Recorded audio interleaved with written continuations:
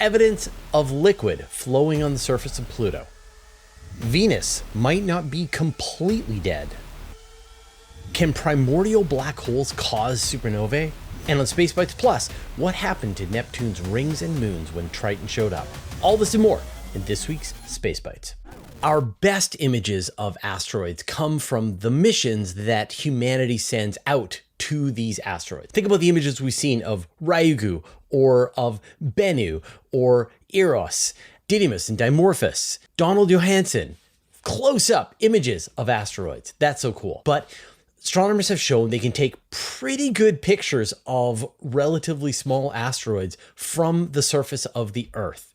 So I'm going to share a picture of an asteroid with you, and this was not taken by a spacecraft. This is a picture of the asteroid 44 Nyssa taken by the Large Binocular Telescope in Arizona. And it looks like an asteroid. In fact, it looks like a very strange asteroid. And this was a puzzle that astronomers have been trying to work out. Astronomers have long believed that Nyssa is some kind of contact binary, where you have two asteroids that get closer and closer together, and then they gently merge, and you get this strange peanut shape. And we see this across the solar system. This has happened many, many times. Think about the images of Arrokoth from NASA's New Horizons spacecraft. So when astronomers were looking at this, they realized that it's not a double-lobed object, but it might actually be a triple-lobed object. So there's potentially a third object that also gently kissed. Is that a thruple? Anyway, but when doing follow-on observations, astronomers also found a moon orbiting around this group of asteroids mashed together. Just to give you a sense of the scale here, Nyssa is about 75 kilometers across. And then this tiny moon, 1 kilometer across, is orbiting them from a distance of about 170 kilometers away. So this is it's just crazy that we have these ground-based observatories. And just keep in mind, like, the Large Binocular Telescope is two 8.4 meter mirrors arranged side by side, so they can act like an interferometer, and they are like a pair of binoculars. And that's what allows them to produce images that are of this high quality. And we've got a story about this from Mark Thompson. I always describe Venus as our evil twin. It is the same size as the Earth. It's made of roughly the same stuff as the Earth. The surface gravity is about the same as the Earth, and yet it is all wrong. The atmospheric pressure is almost 100 times as great as it is on Earth. The surface temperature on Venus is hot enough to melt zinc. You're like, you thought he was going to say lead. But then there are even more differences. Obviously, the composition of the atmosphere is almost entirely carbon dioxide. It lacks a planet-wide magnetosphere, which we believe Earth required for life. And one of the big differences is that Venus doesn't seem to have plate tectonics. Unlike the Earth, where you've got the various plates going above and under one another, you have the cycling of rocks on Earth. Venus appears to have no plate tectonic activity. Geologists call this a stagnant lid. But maybe it's not completely dead. Maybe it's just mostly dead. A new study is proposing that Venus has actually quite a few active volcanoes. And we have not had a good spacecraft go and take a look at Venus since the 1980s. The Magellan spacecraft went to Venus in 1990, did a radar scan of the planet, and geologists are still using those data today to improve their understanding of Venus. We haven't taken pictures of the surface in 35 years. The hope is that that's going to be fixed, that there are a couple of missions that are going to be on their way to Venus in the next couple of years. We'll get much better pictures. But until then, there's not a lot to go on here. Resolution in the hundreds of meters or even kilometers across does not help you figure out exactly what's going on the surface of Venus. But there are some large features that seem relevant to volcanism, potential places where there has been active volcanism recently on Venus.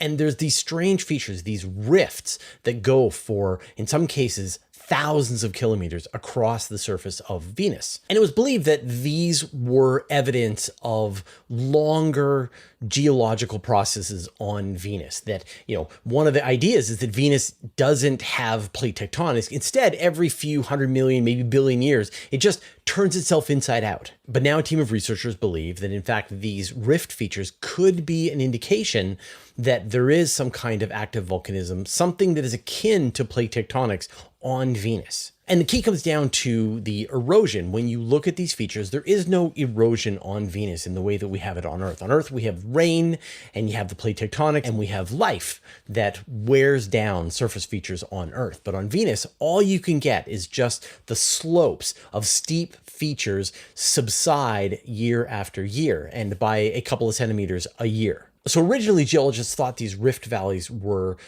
caused during some long ago geologic activity. Something was like 100 million years ago. But according to a new study, researchers think that there could be more active volcanism on Venus, that you're seeing something kind of similar to like the Great Rift Valley in Africa, but on Venus. Now, we don't have plate tectonics, active volcanoes, planet-wide, like it would be obvious, but there's something going on Venus, and that's why we've got to go back.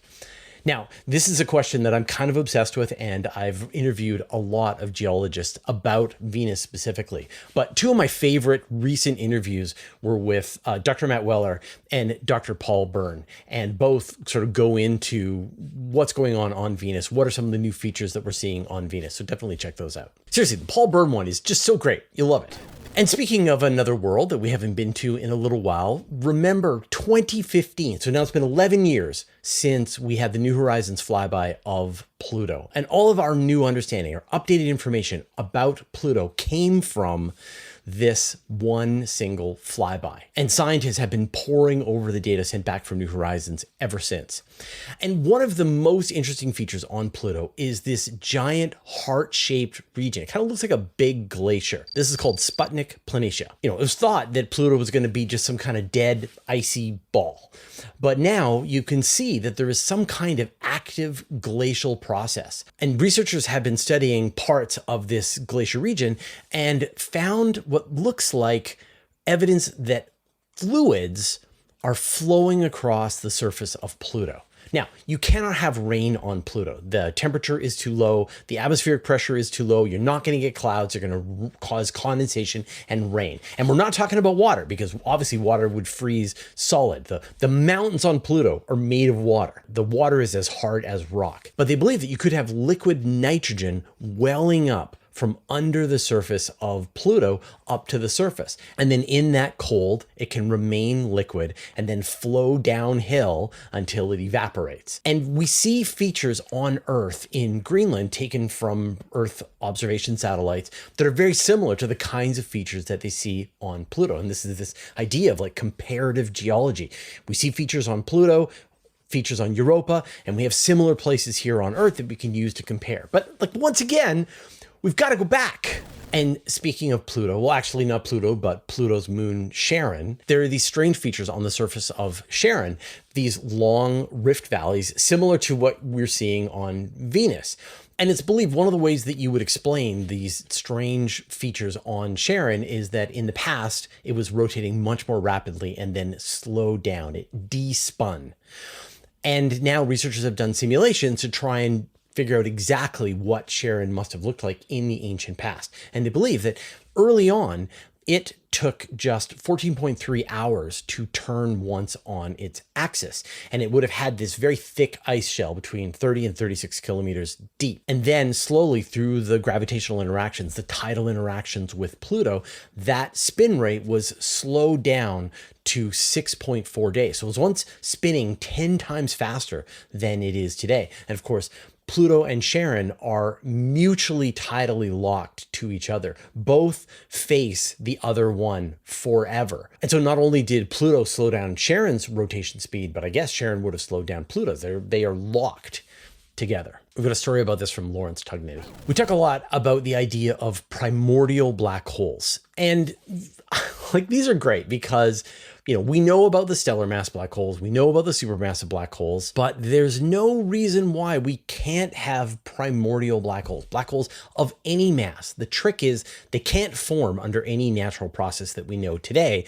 They would have needed to have formed early on in the universe. Essentially, when the universe was so hot, so dense, you could have just had black holes getting squeezed out of the fabric of the cosmos, and that they would have then existed to this day. And one of the ideas is that in fact you could explain dark matter by the existence of these primordial black holes because they contain mass, they don't interact with regular matter very often. You can have giant clouds of primordial black holes around every galaxy, and that would explain dark matter. Now, I'm expecting that in the end, it won't turn out to be the correct answer, but I can't stop reporting on it, every idea. And so we had a really cool story on Universe Today this week. This was reported by Evan Goff. It's how primordial black holes could trigger a certain variety of type 1a supernova. Sort of imagine the chain of events here. You've got primordial black holes that can be of any mass. So imagine you get one that is, say, the mass of a large asteroid or a dwarf planet, something that has not evaporated so far in the history of the universe. That's a whole other rabbit hole that I don't have time to go into, but the small ones will have evaporated, the bigger ones will still be around. And that through three-body interactions, you can end up with one of these primordial black holes inside a white dwarf star. And of course, white dwarf stars are the sources of type 1a supernova, these standard candles. As we gain more knowledge about type 1a supernova, astronomers are realizing they're not all exactly the same, that there are some varieties, that they're seeing certain kinds of type 1a supernova that are having different amounts of heavier metals in them, larger amounts of manganese or nickel.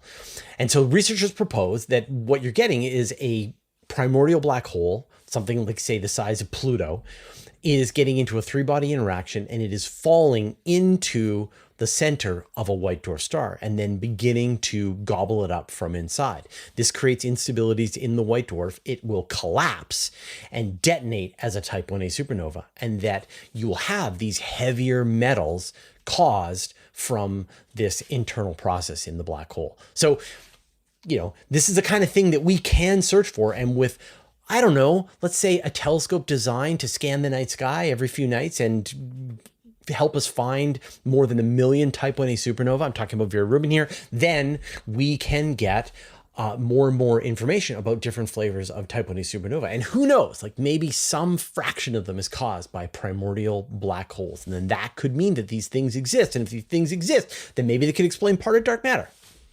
Man can dream. On Tuesday night, the upper stage of a Falcon 9 rocket crashed into the moon. This was the rocket that launched 2 landers to the moon. You had Blue Ghost 1's Firefly lander, which was successful, and then you had Resilience lander, and that one was not successful.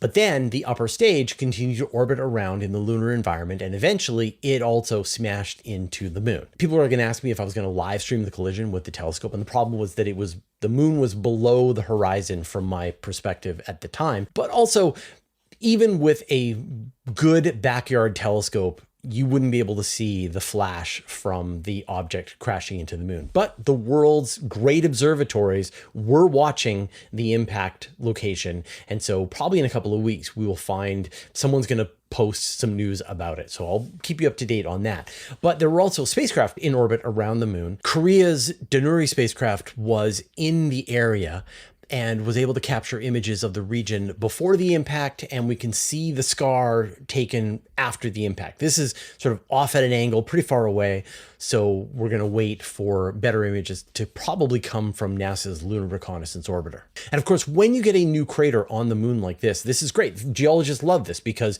you've got someone scooping out material from under the regolith and then spreading it out across the surface of the moon to then study what is underneath the moon, and far deeper than anything that, you know, we can do with a shovel. So hopefully this is just kind of like the beginning, and we'll get a lot more science out of this unintentional crash in the moon. Of course, when we get some kind of lunar economy bases on the moon, we probably don't want random rockets crashing into the moon. Every week, we do a vote on our channel where you tell us what you thought was the best space news story of the week. And the winner last week was Starship's landing and recovery. So thank you everyone who voted last week. Of course, we're going to put the vote into the post tab here on our YouTube channel. It's already there right now, and you can go find it, vote, participate. Last week, I asked you to like the video, the goal of could we hit 5,000 likes?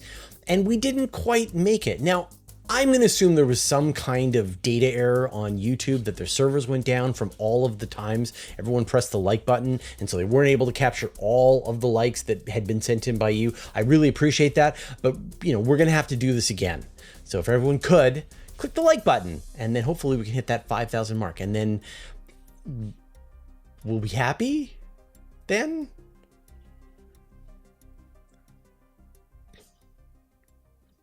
I've had to be the bearer of bad news here on this channel, where we're talking about how NASA is having to shut down instruments on the Voyager spacecraft. The problem stems from the fact that the Voyagers are running out of energy. They have decaying chunks of plutonium on board. They're called radioisotope thermoelectric generators, but you can kind of imagine it as like a nuclear battery. Each spacecraft has 3 of these nuclear batteries, and together they provide 470 watts of power at launch. But the plutonium is decaying. That's how they get the heat out of it. And over time, the amount of electricity that they get out of this goes down and down and down. They lose about 4 watts per year. And recently they've been having to shut down instruments to try and keep the spacecraft alive. But we reported on this about 6 months ago that NASA had a really cool idea to reduce the power usage on the spacecraft. And so they have a bunch of separate components that are running using power, and they figured out how to mash a lot of that functionality onto some lower power components. And this is a very tricky thing to do. You've got a spacecraft that launched in the 70s. You've got to communicate with it almost a full light day away, 24 light hours, to be able to send new software to update the BIOS. If the spacecraft doesn't come back after a reboot, you can't just go and turn it off, turn it back on again, swap out the parts. It is far away. So that is a nerve-wracking experience. And so NASA engineers had developed this new fix, this hot fix for Voyager, to swap out the higher power components to perform the equivalent functionality with a bunch of lower power components. And if they weren't able to pull this off, then they would have to shut off the next instrument probably by the end of 2026. Well, good news. They performed the operations and they were able to switch to this lower power mode so they don't have to shut off any of the instruments. Now, this is for Voyager 2, but now with that being successful, they're going to perform the same operation on Voyager 1.